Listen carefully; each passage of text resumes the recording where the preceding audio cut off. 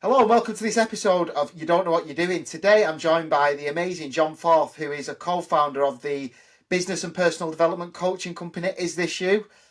He's got a wonderful story based in the Northeast. Who John doesn't know isn't worth knowing kind of thing. So I'll let John take it away. But thanks for joining us. Hi Ryan, thanks very much for the invite. Really excited to come on. Love doing podcasts. So yeah, really happy to be here. Thanks very much. No worries, good, yeah. So like I said, it's a relatively new podcast as we were kind of chatting off camera before, but I kind of want to go through people's journeys to show how you can get from A to B, but so sometimes it's via every other step under the planet. So yeah, Absolutely. yeah. So I think, like I say, just kind of take it back to maybe growing up, schooling. What did you want to Yeah, do? yeah, How did it yeah. bring you through? And yeah, let's just Oh, amazing. chat. I don't get enough. I don't often get enough time to tell the whole story. So Yeah. so there we go. Yeah. So yeah, I'm a I'm a working class lad from Sunderland, basically. Just went normal family, no silver spoon there at all. Just working class, and went through school. Bit tough time at school, really, because I think, I'm fairly creative, and I'm fairly energetic, and I'm fairly kind of focused on doing things that I like to do and want to do. So I was a bit of a handful. Um, I often meet up with some of the, well, I've got I've got partnerships with some of the people I was at school with, business partnerships, and yeah, I was born really to talk. I Yeah. think I was born to be, to host events, to talk to people, and that wasn't really, that didn't really fit the school system in No, the it's a sort of teacher's in nightmare, the that, isn't late it? Shut up. 70s, in Yeah, the 80s, yeah, it yeah. didn't fit. So I wasn't really super academic, although I did go on to get a degree, and I got a degree in business and accountancy. And that's where I met Phil Gray. So myself and Phil have known each other for 35 years, and Phil's a co-founder of Is This You as well. So I knew that I really didn't know what I wanted to do. So I finished uni and I went traveling for a while. And what I think I did always know that is that I wanted to have my own business. So I was one of them. I was selling stuff at school. I was doing all that sort of stuff, and I knew I could talk to people and communicate, and I kind of thought, well, yeah, I can put my those skills into use really in business. So, but exactly like this podcast, I didn't have a clue what I was doing. I mean, Yeah. you don't come out of uni with a business degree knowing how to run a business.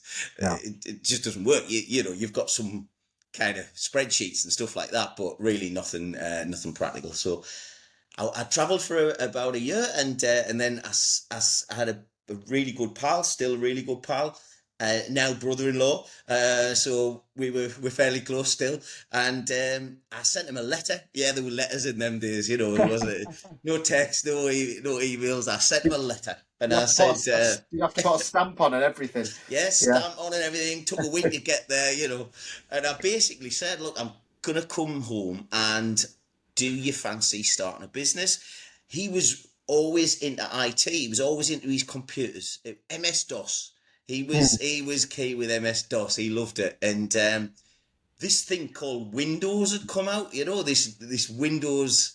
It appeared Windows 95, I think it Yeah. was, and I didn't really have a clue, but he did. So I sent him a letter saying I'm going to come back. I'll be back in a couple of weeks, whatever it was. And do you fancy starting a business? So we got back, and we kicked the business off, and it was crazy. We had a premises at my mum's spare room, which was my old bedroom. We got a phone line installed. We started to build computers, Wow. and so we were building computers on my mum's kitchen floor, which is unbelievable. And these were sort of early PCs with Windows on, and we started selling them. And they sold. They really sold. And I think a mixture of his technical brilliance and my sort of pattern went well. So we started to sell. We started to do really well. So Um, it was quite a interesting phase, that wasn't it? Because I'm a little bit younger, so I was yes, yes. Everyone's a bit younger. yeah. But I remember my dad getting our first PC with Windows 95 on, and Yeah, I remember getting computer games like just we had like the summer games, and then the Sims come out and games like that. But I yeah, remember going business similar to yours. My dad used to take it probably every month for a new piece of RAM, a new hard drive, a new, yeah, everything. It were being updated constantly because the games they were creating were too powerful for the computers, weren't they? So yeah, it's yeah, I yeah. can That's see how it. you slipped into a really good market of constant sales, really. That's it. Right place at the right time, you know. Yeah. And I just remember. I mean, I've always been a bit of an Elvis fan, and I remember when. Do you remember Encarta? Yes, yeah, like the older Encarta, dictionary. Yeah.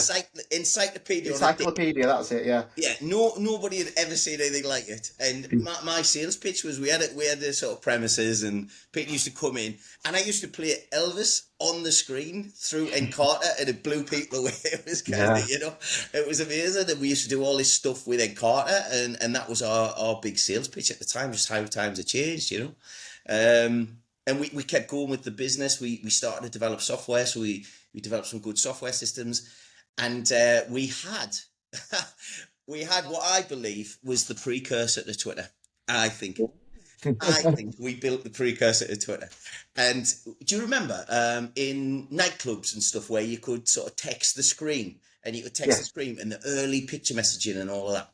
Yeah. Well, a lot of that was us. So we had sort of messaging and pictures. Mind the we had I moderated all. We had Oh yeah, I was going to say, I that'd be bet a, that could get that'd be a filter interesting. because it got it. Yeah. It got it. It was funny. We used to come in on a Monday and have a look at all the messages off the weekend.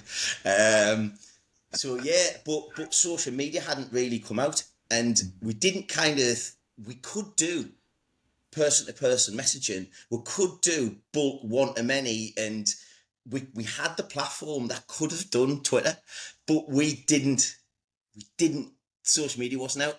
We were too early, so we were just kind of Facebook hadn't come out, so we're just a bit early with that. So that Yeah. system went really well with lots of nightclubs, lots of pubs, and then we moved into the press. So we used to do, all the ringtones and all that stuff in the papers.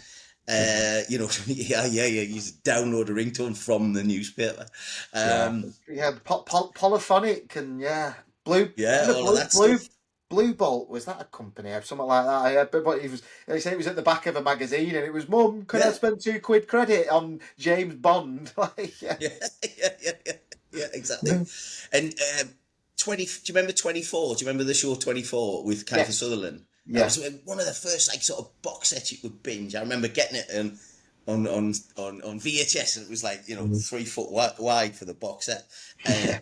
that the C2U ringtone that Ah. we were gangbusters on that. Yeah. All of that stuff. So yeah, that was the early days. And what happened basically then was we started going in all the press, and then the press were starting to see the angles and starting to see the market and start to develop their own, and obviously they had much bigger budgets than we did, and got to the point where we were slowing down and Facebook hadn't come out really, so we hadn't kind of got into the whole social media world, Yeah. and we had started to invest in property, um, just as as the boom was happening, and more we invested in property and commercial buildings and residential, and that started to really boom, and we kind of moved more into property than IT, and in the end, my partner took on the IT. I think I sort of I always had a bit of an eye for the next big thing, but Yeah, I was just thinking there's a trend here, like you say, it's obviously just a knack, isn't it? But you sound like you're really good at getting on the start of hypes kind of thing, yeah. it was, but well, I missed the biggest thing of all, which was Oh, social media. So I yeah, missed that one yeah, yeah, because that one that would have been incredible to be there at the start, but it just didn't exist at the time. yeah. So we invested in property. I invested heavily in property, and I built a sort of 7-figure business in Nice. the property sort of sector. So did that for a while, and then I kind of knew what I was doing.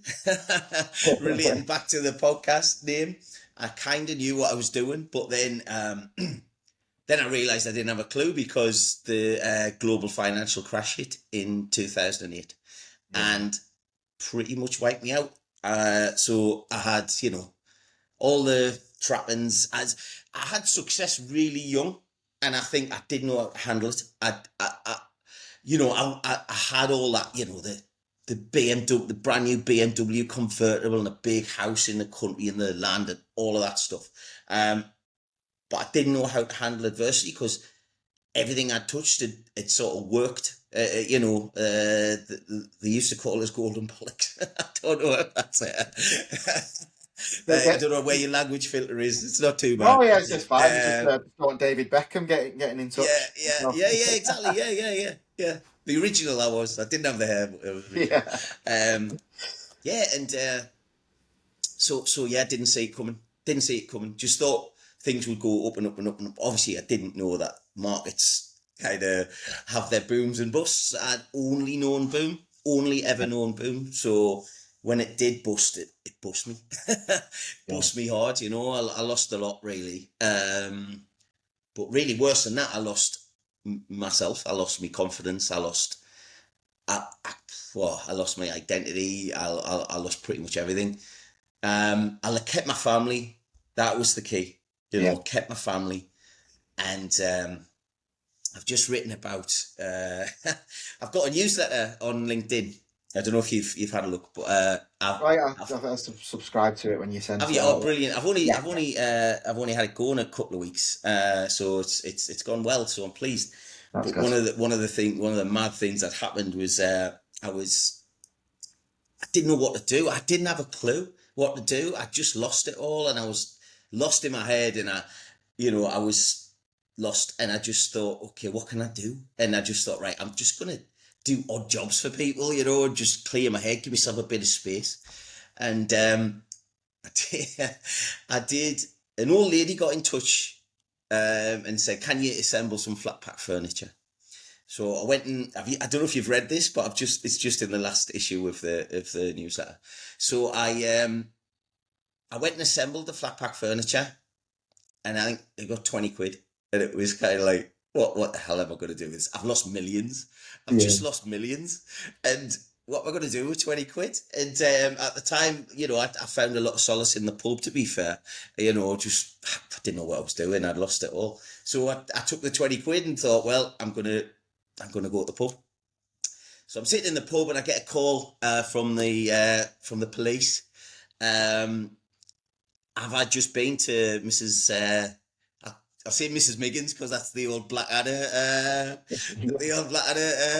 phrase. So have you been to Mrs. Miggins' house just recently? Yeah. Have you stolen all her Michael Jackson memorabilia? I was like, well, no. That was just that. How mad is that? And he says, oh, we've had a report that you've stolen it all. Can we come and question you? And I was like, what? And I just sort of said, yeah, come and see us. Like, I haven't got it, whatever. And I put the phone down and I was just kind of, what the hell is going on? I had a multi-million-pound empire and now I'm sitting in a pub with 20 quid being accused of stealing Michael Jackson memorabilia. And then I got a phone call back off them and the guy was laughing, the policeman was laughing, and he just said, oh, she's rang us and basically she'd forgotten, she'd hidden it all because this strange guy was coming to assemble our furniture. And it was just absolutely mad, and you just thought how life can change in a very short period of time. So that was me. At that point, didn't have a clue what I was doing, really, and and then I go again. So I don't know if you want all that story as well, but Like, I don't know what our timings are like, but yeah. No, yeah, plenty of time. Like I think it's good to show that. Again, if someone watches this at any stage, someone might have just lost it all, and how do you? Because it comes down to like that fight or flight, doesn't it? You either let it get on top of you and destroy you, or as you say, you want to kick back and say, no, I'm doing this again, kind of thing. Yeah. But I mean, I think what changed for me was I got into personal development in a big way because I was sort of, like I say, I was lost and I kind of realised no one was coming to save us. You know, no one was going to make all this better. No one was going to reverse what had happened. I mean, I spent forever on what ifs and why me and all of that, and just realised it's absolutely futile. And you've got to, if you want something, you've got to go and get it. You've got to go and try and get it. And I was still in that personal development phase. You know, at the time it was CDs. You know, didn't have podcasts yet, and so I was What? digesting Discman.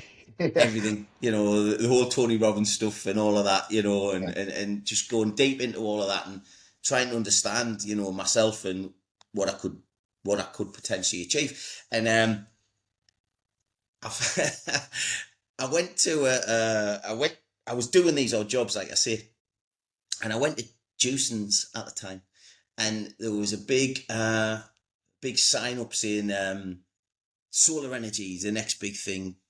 Come and find out all about it. We've got a talk on. Da-dee-da. Ah, yeah, whatever. Free bacon sandwich. Ah, right, okay. You're there. I'm in there. Free coffee, bacon sandwich.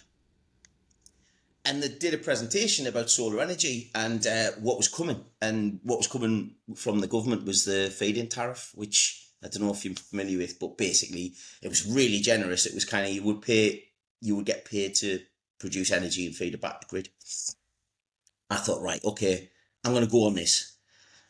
2 years later, I'd done 2 million in solar. So I'd Well, that was selling it, was it? that was selling Yeah. it, yeah. So I Yeah. had a team of 16 installers. I had a business Oh, partner, a team of 16 installers, doing pretty well. But it was just about money, really. You know, all I was focused on then was getting back the money I'd lost. yeah. Hadn't really grown. I had got some fundamentals of personal development, and I'd got some fundamentals of you know, who I wanted to be, but I didn't really have any purpose other than financial, and it's not enough. And so I got to a point where I mean, I had a daughter at the time, and it was she was about 8, and my son was being born, just about to be born.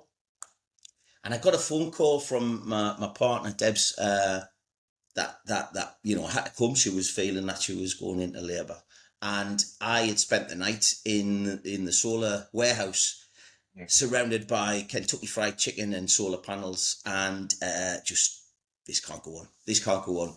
Yeah. So I'd throw myself all in, as you have to, you know, in a business start, but it was too much, no balance whatsoever. And I thought, right, I've got to exit because my son had come along, and now we had 2 kids, and I just thought, right, mate, I have to exit. It was a much happier exit than than the property one. So yeah, so talking about not knowing what you do, and that was all around a bacon sandwich. I mean, that's the £1 million bacon sandwich, to be honest with you. And I haven't really told that story, you know, and I probably will in the next newsletter, unless your podcast goes wild and everyone's heard it. Yeah. But that's Don't the think first it's time I've there told yet. it, really. And that's the £1 million bacon sandwich. And I guess the lesson to learn from that is you never know where it's going to come from. And No. you've got to seize opportunity when it comes, you know, and see it through, and have, I suppose, the guts to follow your conviction and go with it. Yeah. Having said that, I was coming from a really low place, so it didn't take much for me to go all in, you know. Yeah. And it is much harder when we work with clients now. We're coaching clients who've got, I don't know, maybe the couple of businesses, or the sort of, they're overwhelmed as founders as to you know, how to balance all of that. And I come from a place of understanding what having zero balance looks like and what it can lead to, total burnout. So yeah, so I exited that, and then the next chapter began. Yeah. It's quite interesting what you say, because even I was at an event on Wednesday night for International Men's Day, just like a local charity, that they just had an evening there for like fair few men in the room, few women as well, but they were all talking about the mental health struggles, and they asked me to speak because I've told my success exit story many times, and I saw all these powerful talks. One guy lost his wife and his unborn child in a car crash, and was. Someone had lost his career through a false accusation, and I'm sat there going, how can I get up here and talk? Like, my problems are nothing compared to these. But I thought, well, it's kind of relative, isn't it, to how you're feeling? And I did speak a lot about identity. Even though I had Yeah, a successful exit, I lost my identity post exit. Like, I didn't know what I was doing anymore. I was chasing projects that were meaningless, as you say, trying to chase the next thing. And I actually had a burnout post exit to the point I got pneumonia abroad in Tenerife.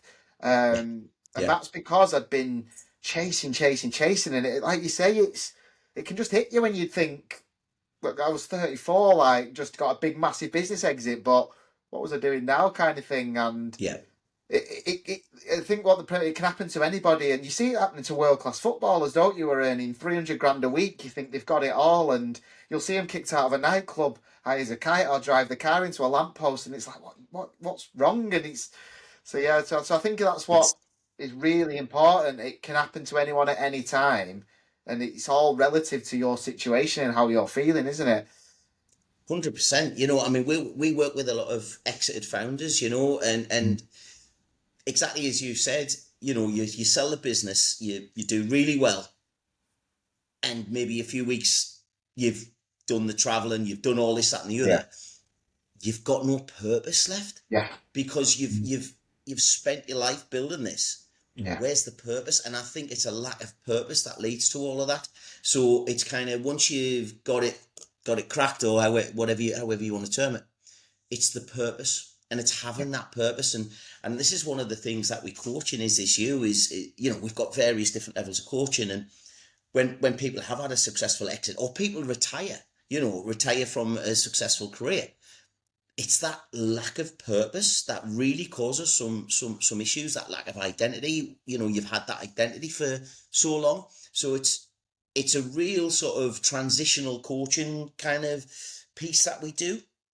And but yeah, it's for me, it's purpose. And essentially that's what happened to me. I exited, and I had a couple of years with the family. What was brilliant was seeing my son grow up Yeah. and being around all the time. It was amazing.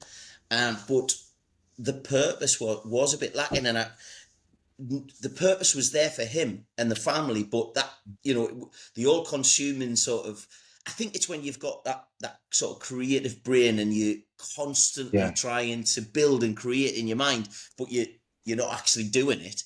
I It's think, I think it's it why leads to entrepreneurs become serial entrepreneurs, don't they? You very that's why, rarely hear of a essentially. one business entrepreneur, like, because it's lottery wins are different, aren't they? Lotteries are luck, whereas Yeah, entrepreneurism isn't luck. It's hard work and that thirst for more all the time. 100%. And it's not more money, money's a part of it. Money's an Yeah. important part of life. You can, you can treat your family, you can impact a lot of people. Money's not, profit isn't a dirty word. You can have an amazing impact and a great impact on people with that money, but it's not enough as the driving factor. It's not enough for your purpose. And it quite often will strip back our clients and look at what their purpose is. What are their values? What is their purpose? What do you need to do next to actually be completely fulfilled, or as much as you can be? And I think that's where I was. I mean, and you see lottery winners, I think it's half of lottery winners just lose it all in no Yeah. period of time, and are depressed. I think there's about 30-40% of founders will have a big exit, and then they'll start and have some form of addiction, or Yeah. they'll have mental health struggles. And like you say, footballers, that because they're not working all the time, they're not training all the time. It's that, they've got the football, it's amazing, and we all look up to that and say, wow, I would love that. But on a day-to-day basis, 24 hours a day, Yeah. how much time in that day do they have that purpose? And so that was a big thing for me when I came out of the renewable energy business to find the purpose. And I just thought, well, I'll go back to it properly. I know what I'm doing, and that, and it just kind of ticked along with that, and it was all right. no big dramas, and then 2020. Oh, yeah, yeah. Yeah, 2020 was a reckoner Everyone for knows me. them numbers. Yeah, Yeah, yeah, absolutely. I mean, everyone's got a COVID story. yeah. You know, I think what happened to me, and again, you don't know what you're doing. I think what happened to me was the purpose completely went. But I also, um, I felt like it was going to happen again. Like 2008 was going to happen again. Like I was going to Yeah. lose everything again. And it could have happened like that if you sort of believed everything in the press about, about what was going on. And it triggered me so badly. And I think as well, I'm quite social, and that confinement plus sort of the income from my commercial properties just stopped. My, Yeah. lots of residential people couldn't afford their rent, and I've always been a like super responsible landlord. I believe in people, and I really care about people, and I've always been that way. I think more so as I've aged as well, and I've always tried to do the best. So I was kind of during that time, and I've got emails from residential tenants just saying how incredibly supportive I was and things like that. Yeah. But yeah, to my own detriment as well, because the money's drying up, and it's drying up, and it's drying up, and all I can think is it's happening again. It's 2000 years happening again, and I think I had some like unresolved trauma there, some post traumatic sort of I was stress going to from say, it it. does sound a bit like a PTSD, as you say, going into A a little bit, panic. yeah. Yeah, yeah. Yeah, and I mean, it got really bad where, we hadn't left the house for a while, obviously, first lockdown. And then when we were allowed to leave the house, I struggled to leave the house. The anxiety was there. I mean, I was driving and I drive behind God, it's all coming out, isn't it? I drive behind a gas van, let's say, like a gas fitter. And I'd have a panic attack about the gas in the properties. Um, it got really bad. It got really bad, and this was just a catastrophization that I was losing it again. I was losing myself again, and it was tough. I mean, yeah, things were tight. Money really dried up, but it wasn't the catastrophe of 2008 again. But in my mind, it blew out of all proportion, and that was tough. So, and I remember when things opened up again, and I dreamt of having a 50th birthday party. That was yeah, I'm that old. Not what- A 50th birthday party that was, I, I've always loved Elvis, like I said. I like to sort of, dress up now and then, And I mean, when I was younger, there was a group of us. We were wondering whether it was worth buying our own Vegas jumpsuits because we were hiring them so regularly. I, I was on Match of the Day once in an Elvis jumpsuit, and so I thought, oh, I'm gonna have all the family and friends together. I'm gonna have this. There's a great Elvis impersonator I know well. I'm gonna have Elvis there. It's gonna be amazing. And to be honest, once I'd gone through all of this, I could hardly leave the house to meet sort of 5 or 6 friends for a meal. It took me a lot to get out of the house and do that. So I had lost it all again, like identity, self confidence, full of imposter syndrome. What the hell am I going to do now? And that was the point where I went back to the personal development that I've been doing, and I got out all the books and the journals again, and I just threw myself into it. Almost 20, not 24/7, obviously, but I almost treat it like a startup. Yeah, I was Yeah, starting yeah. myself up again, and I was so focused, so in it, that I started to rebuild myself inside and realised that property was not for me. This was the second time it got us to that point. Yeah, of course it could. I thought, yeah, and then properties for me, it was about money. That was all, because I was a sort of grew up in the late 70s, 80s. It was all about, with Maggie's Britain. It was all about, being a yuppie, being an entrepreneur. It was Yeah, all, I was from a working class background, the only success my parents could see would be essentially financial. Yeah. It is Yeah. getting up the property ladder on the next stage, on the next step.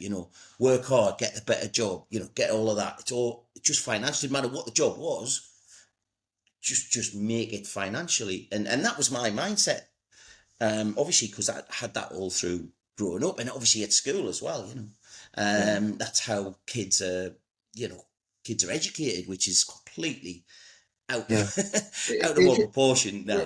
That is really interesting because again, the premise of this podcast is, and I said it again. I mentioned I did that talk on Wednesday. A few things I've been realizing of that there is this societal thing of you have to take the next step every Yeah, time. If you've got yeah, an agency of 5 people and you've got 10 clients, you need 20 clients and 10 members of staff. You need 30. You need 5. You have to scale. It's ingrained in us that you're in a job.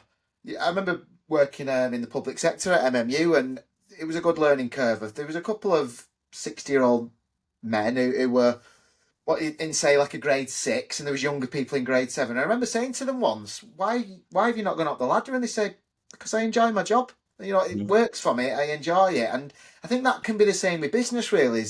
There's this thirst for more, but sometimes it's, as in the words of the Beatles, just let it be. yeah, But and if the business and you're enjoying it, great. You don't have to scale up. If you're going home in an evening, happy, content, it's paying your bills, you're having your holidays, why change that sometimes? But we do fall into that thirst trap, as you say, of it's got to be more, it has to be more. Well, says who? Yeah. yeah, exactly. And that's the way kids are educated. That's the way we were educated. Yeah. That's the way our parents were. And I hope that things are changing. I hope it's more about values and purpose, and Yeah. enjoying what you do. But obviously, we live in a world where, especially in the UK, how everything is so expensive to actually have that life. So it's really tough for younger generations.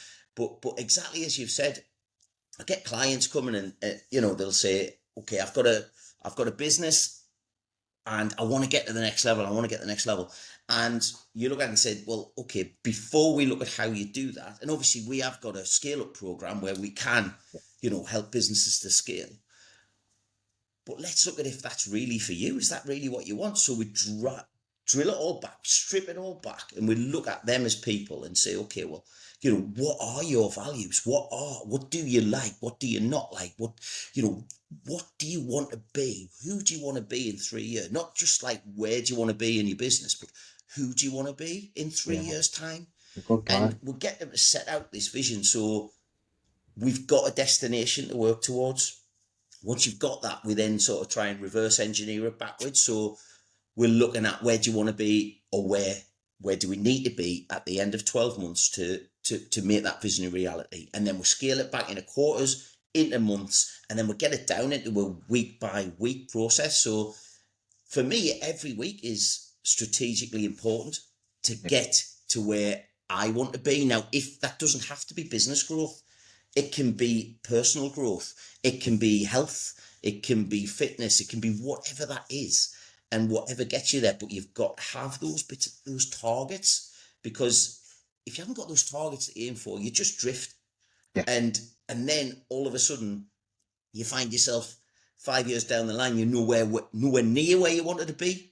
Yeah. So it's having those and having the awareness that we can we can be what we want to be and have the life we want to be, but it's taking the appropriate action at the appropriate time and having a strategy. Because without a strategy, we're drifting all over the place, and that's what we find really works, and that's what I did from I would say sort of 2022, 21, 22. I took the time once I'd lost kind of my identity again during COVID. I took the time to drill it all back and, look at where I wanted to be. And I did a plan for 20 to 2025. You know what? It's not that far off. It's amazing. It isn't that far off. And we do an annual event, and they're our Maximize events. So we did Maximize 25. We took a, we launched it. We essentially launched this issue kind of, I suppose, commercially in, to the open market in January 25. We built it throughout 2024. We built the modules, the methodology, the frameworks. We had clients, but we didn't open it. That was all within our close network, really. We didn't open it up to the, what you would call I suppose, the wider network until January 25. And we started with a Maximize 25 event. We had about 80 businesses there. And it was brilliant. We had some really great speakers. Sophie Milliken, who you might know. We had a number of really, really good speakers. And we had a brilliant event. And then we took people on into cohorts and worked with them to really grow their businesses, but grow them as people as well. And we start with the person always, is business growth what you really want? Or is it personal growth? Do you just feel that it's something you need to be going for? And we find that, when you do have that plan, and you break it down into sort of SMART goals, and you take the action on a regular basis with accountability is massive, because by ourselves, we can lose that accountability. Yeah. If we're our own bosses, no one's keeping an eye on us. I mean, I remember my peaks and troughs in business. My God, the summers, as soon as the weather got good, my businesses would plummet. It was like, if there was a big football tournament, wow, I would just not do anything. I would just be immersed in this football tournament. So it's making sure you've got that accountability as well. So, and that's what we act as, but also as guidance and coaches to how you get to where you want to be, because the team we've got is, wow, so powerful. There's people from virtually every sector you could imagine at every level, real senior people, exited founders like yourself and others who've been there and done it. And there's all, when a client, sorry, got the dog there. You can tell I'm working from home today. When we have a client, you can get the team. Yeah. You can get the whole team to support you. And, we like to bring people together. We have social, we have lots of events. But yeah, so Maximize 26 is going to be in January, and it's going to be a free event. And we're probably going to live stream it from our new studios at the Vic, which I've just launched the studio, is Issue TV on YouTube.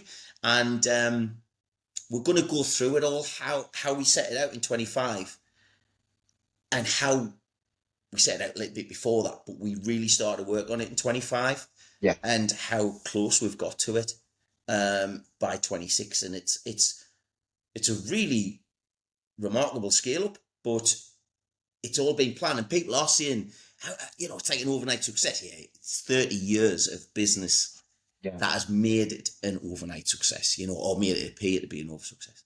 And a lot of trials and tribulations, and a lot not knowing what you're doing. So yeah. And I guess because I know behind the scenes of your setup, but is it 4 of you that are co-founders? There's 4 of us. Myself, Phil Gray, who I mentioned. You've got quite a mix, haven't you? Like ex-footballer in there and stuff like that. But Dave never stops telling you he used to play in the Premier League. Why don't he brag about playing for Oldham? I don't get it. Well, that's what I always say. He's ex-Oldham player, because I don't mention the other club that much. And Phil used to be. Sorry about the dog. I don't know if it's coming across. But Phil used to be an elite triathlete. And then we've got Steve, who's CEO of the Newcastle United Foundation.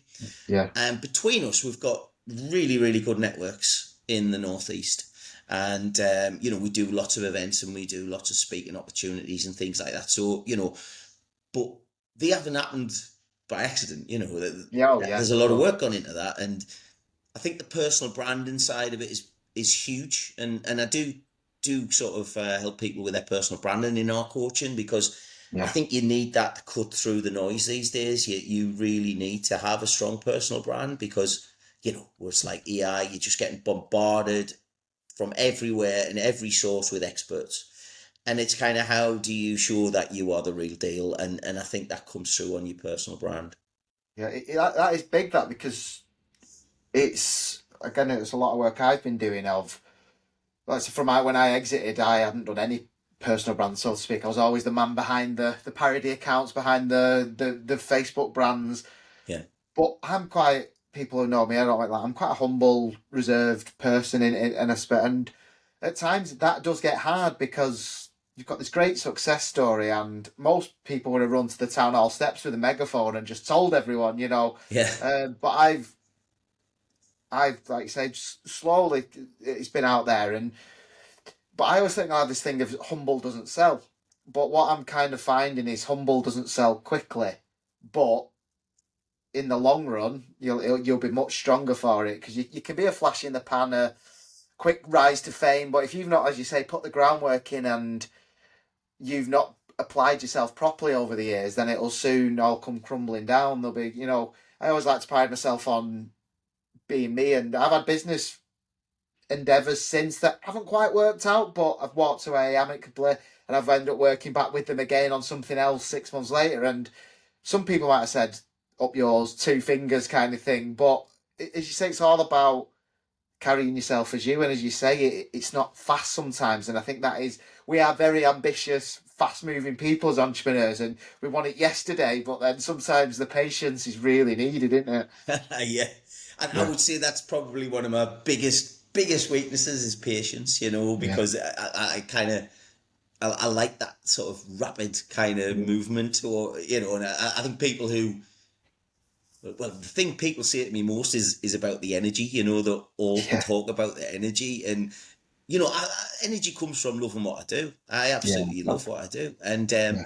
And you talk about sort of, I think it's a very British thing to, feel like, oh, you can't talk about your achievements Mm. too Yeah. much. And, I think for me, I mean, believe it or not, I'd hardly put a post out 18 months ago. I was essentially not on social media. I'd done a few bits, and I realised that I had to tell my story, and Yeah. that was how I would cut through. And as you've seen today, I'm completely open with the failures and the lessons. I mean, I love I love the phrase that you either win or you learn. There's no lose, because I wouldn't be where I am today without those failures. I wouldn't be the person, the friend, the colleague, the partner, the dad that I am today without those failures. And I wouldn't have the business and the life I love today without those failures, Yeah. and the team around us. So I think, for me, the big turning point was opening up, was Yeah. actually saying, okay, what's the worst that can happen if I tell my story? I Yeah. feel that, Vulnerability. my whole thing was balancing, okay, I've failed, but that doesn't make us a failure. Mm. And when I do my talks, I've got my six biggest failures, and one of them's J.K. Rowling, one of them's Richard Branson, one of them's Jeff Bezos, and I go through my top six failures, and the failures are huge. Yeah. That James Dyson, I think he had about 10,000 products fail before he invented the Dyson, the Dyson as we know it. You win or you learn, and I think that failing fast thing, that failing fast culture. I think as long as it's not catastrophic, you learn so much from it. This is, it comes at us from an educational level, from the age of 3 or 4. It's spelling tests, English tests. It's you pass or you fail, and like you say, it's frowned upon when a child. It's a bad thing, and the child's in Yeah, tears, and especially this day and age of, that's a whole different conversation, but of this online digital generation that are being brought up. Like you say, one bit of failure completely crumbles the confidence, and the resiliency isn't there. And but like you say, I love that. Win or Win or learn. Yeah, that's a Win or really learn. good. Yeah, win or I learn. think that might be the name of the episode. I think. Yeah. That's great. Yeah, lovely, lovely. But yeah, that's helped me a lot. So yeah, when I actually went just laid it all out there, that's when my personal brand took off, because I think people knew I could deliver professionally, and I've always kind of, well, I haven't always been as confident on stage at all. I did in the early days. I remember, I suppose my biggest break in terms of my, I suppose my brand and the network was I was asked to host a Growth Lab event in Sunderland, the first one, the first time I'd done it, and I was nervous. I'd never hosted real high level business leaders in front of a big audience, and I'd never interviewed them live and talked about my journey and all of that kind of thing. And it went really, really well, and I got a lot of confidence from that. And I think I've gone on now to do bigger and bigger events and more talks, and I'm actually going to do a TEDx talk next year, Oh. which Oh, which yeah, was one of my 20. I'm jealous Sorry. about Yeah, that. yeah. Well, I had it on my, it was my list of goals for Yeah. 2025, and excuse me, as well as being on 10 podcasts that weren't Mm, mine, and yeah. I'm on 9 now with yours, Oh, so that's there we great. go. I've got one more to go, and I've hit the goal. As well as launching a YouTube channel, which has just happened. So Yeah. all these goals are, I've actually achieved them, although and then there's a lot of them, and I'm not saying that to big myself up or in any way. What I'm getting at is, if you take the steps and you have a plan and a strategy, but you have the a coach and accountability, I think is massive. My whole life changed when I started to take on a coach and share it, because it can be lonely, it can be Mm, lonely. But yeah, the yes. TEDx has just really happened, and I hosted an event on personal branding, and we had some real kind of heavyweight speakers, and Herb Kim, who runs the TEDx in the north, was one of our guests. So I spoke to Herb about doing that. So we're going to do that in 26. Next time it's up in the north, I'm gonna do a TED talk. So I'm Well, really, really pleased no, about that. I'm putting a word for me. Yeah, definitely. Well, you'll have to come, Ryan. Yeah. Come along and meet Herb, and Yeah, definitely. see what the Yeah. situation is, because I think that it's all about just being in the room, being Mm, in the room with the right people, and yeah. and that's what we're trying to do. We're trying to, you know, you, opportunity comes from connection, and Yeah. it's very hard to build. I think in the past you've been able to build a business online, like you said before. You were behind the keyboard, and you were pushing it out, and it was being engaged with and accepted and bought into.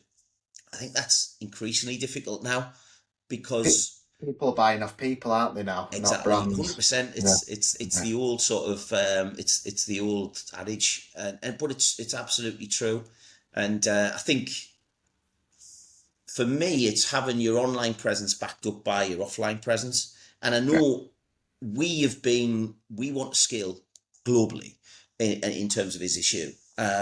We've got clients in Dubai, we've got clients in the US now, but what we're totally conscious of is they have those in those areas, those countries, those other than the northeast, really, they don't know us personally, and you've got to have that personal resonance. I feel with clients for them to know, like, and trust you. So our challenge now is that we've scaled up really well this year, but it's going to the next level, and it's going outside of our networks, and we've got a whole range of strategies and tactics for that.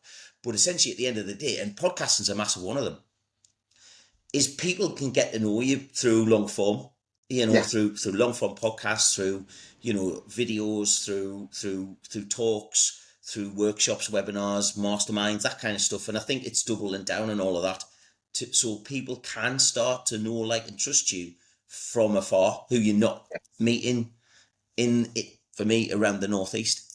It's really good. Yeah.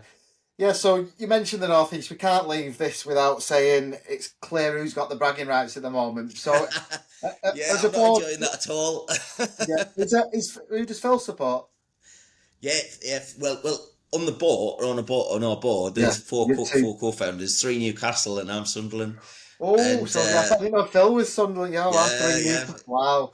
So I've had. Well, obviously, is this you hasn't been around for 8 years, but I've had stick for 8 years Yeah, from yeah, Phil, and then over the last 18 months of Is This You, I've had a lot of stick from the other two as well. yeah. So now it's yeah, we're looking down the table at the boys now. It's been incredible, hasn't it? It really has. Fair play. So Yeah. yeah, but no, yeah, yeah. So where can we find you on social media? So Yeah, I'm all over LinkedIn really. So John Forth on LinkedIn. I mean, if it's okay to put a few links oh, in the notes for the episode, that'd be great. definitely. Yeah. We've just launched the Is This You Is This You TV channel. I'll just spin the camera around. It wasn't a great angle, likewise, but that's Oh, the look Is at This You that. That TV looks channel smart. there. So I'm even on brand in the house.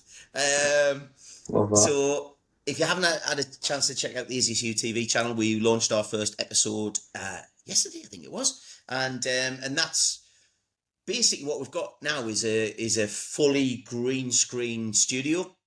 So at the Northeast Big, where we're based, you can come down and you can come to the podcast studio, and it's like I say, fully green screen, so you can have basically any studio background that you want. So we can have a match of the day set, or you can do your podcast from the top of the Eiffel Tower or the Las Vegas Strip, whatever you want. And yeah, so we've got the studio now, so that's our doubling down on our long form content.